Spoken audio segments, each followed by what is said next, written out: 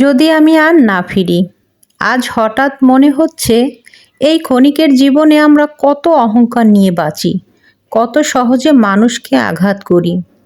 তাই চলে যাওয়ার আগেই বলে যেতে চাই, যদি কখনো আমার কোনো কথায়, আচরণে আপনার হৃদয়ে বিন্দুমাত্র কষ্ট দিয়ে থাকি, ক্ষমা করে দিবেন। কারণ মৃত্যু এসে দরজায় কড়া নাড়ার আগে আমি চাই আমার নামটা কারো অভিশাপ না, বরং কারো দোয়ায় বেঁচে থাকুক। সত্যি। আসসালামু আলাইকুম everyone, welcome back to my new another blog. Video দেখার শুরুতেই একটি লাইক দিয়ে দিবেন এবং ফলো করা থাকলে ভালোবেসে পাশে থেকে পুরো ভিডিওটি দেখবেন, আর ফলো করা না থাকলে অবশ্যই পেজটাকে ফলো দিয়ে দিবেন। তো বন্ধুরা, আপনাদের সাথে কথা বলতে বলতে আপনাদের সিম্পল আপার সিম্পল রেসিপিগুলো তৈরি হয়ে গেল। আজকে রান্নাগুলো খুব সহজ, কিন্তু সহজের মধ্যে এই খাবারগুলো তৃপ্তি সহকারে ভাত খাওয়া যায়। ঢেঁড়স ভাজি, লাউয়ের খোসা ভাজি আলু দিয়ে, আর পাতলা মসুর ডাল, সাথে রয়েছে লেবু। তো এই হলো আজকের দুপুরের খাবার।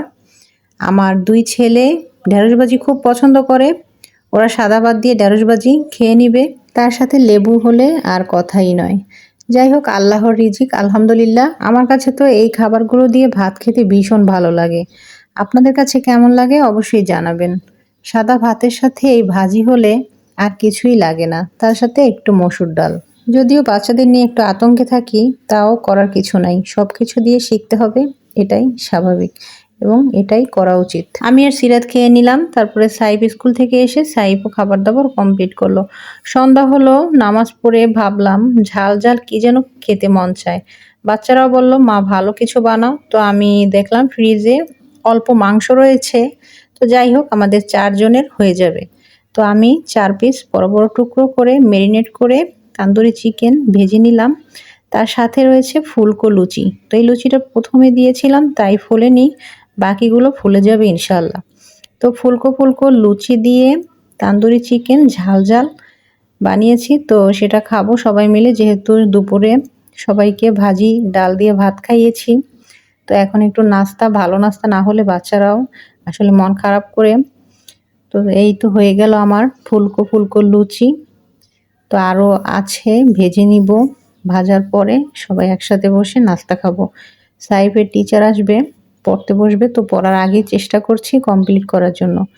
এই তো আলহামদুলিল্লাহ আমার হয়ে গিয়েছে তান্দুরি চিকেন, তার সাথে লুচি। আমার যখন যা খেতে মন চায় আমি বাসায় তৈরি করে ফেলি, কারণ বাসার খাবারগুলো হয় স্বাস্থ্যসম্মত, নিজের হাতে যত্ন করে বানানো। আর বাইরের খাবার যতই সুস্বাদু হোক না কেন, সেগুলো থাকে ভেজাল এবং পেটে অসুখ হওয়ার মতো অনেক বিষয় থাকে। তাই আমি সবসময় চেষ্টা করি সাধারণ উপকরণ দিয়েও বাচ্চাদেরকে খুশি করি, একটু অসাধারণভাবে খাবার তৈরি করে পরিবেশন করতে। তো আমি এই জিনিসটা সবসময় করি, যাতে আমার বাচ্চারা খুশি থাকে আর আমার কাছেও ভালো লাগে। তো এই তো খেতে খেতে এখন আপনাদের কাছ থেকে বিদায় নেব। সবাই ভালো থাকবেন, সুস্থ থাকবেন, নিরাপদে থাকবেন। আল্লাহ হাফেজ, আসসালামু আলাইকুম।